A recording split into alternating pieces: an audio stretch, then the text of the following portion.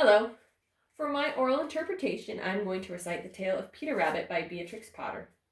I chose this story because it's something my mom read to me a lot, and my son loves this shortened toddler version we have. And I did have to take out little bits of the story in order to fit the time frame. Once upon a time, there were 4 little rabbits, and their names were Flopsy, Mopsy, Cottontail, and Peter. They lived with their mother underneath the root of a very big fir tree. "Now, my dears," said old Mrs. Rabbit one morning, "you may go into the field or down the lane, but don't go into Mr. McGregor's garden. Now run along and keep out of mischief. I am going out." Flopsy, Mopsy, and Cottontail, who were good little rabbits, went down the lane to gather blackberries, but Peter, who was very naughty, ran straight away to Mr. McGregor's garden and squeezed under the gate. First he ate some lettuces and some French beans. Then he ate some radishes. And then, feeling rather sick, he went to look for some parsley. But then, round the corner of a cucumber frame, who should he meet but Mr. McGregor?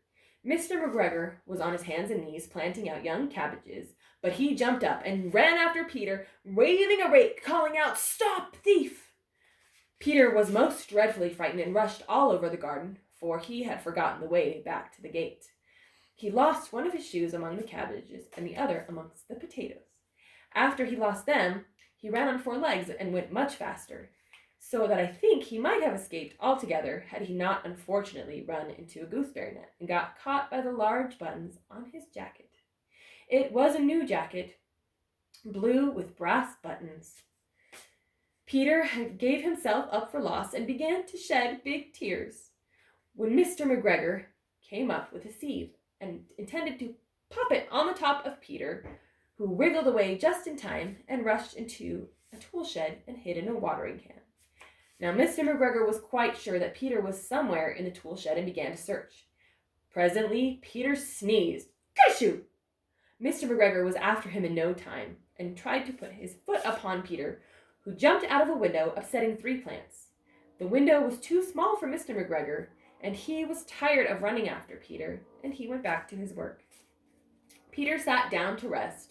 He was out of breath and trembling with fright, and he had not the least idea of which way to go. After a time he began to wander about, going lippity-lippity, not very fast, and looking all around. Presently he found a pond. He saw a white cat with a twitching tail staring at some goldfish. Peter thought it best to go away without speaking to her. He had heard about rabbits from his cousin, little Benjamin Bunny. He went back towards the tool shed, when suddenly, quite close, he heard the noise of a hoe.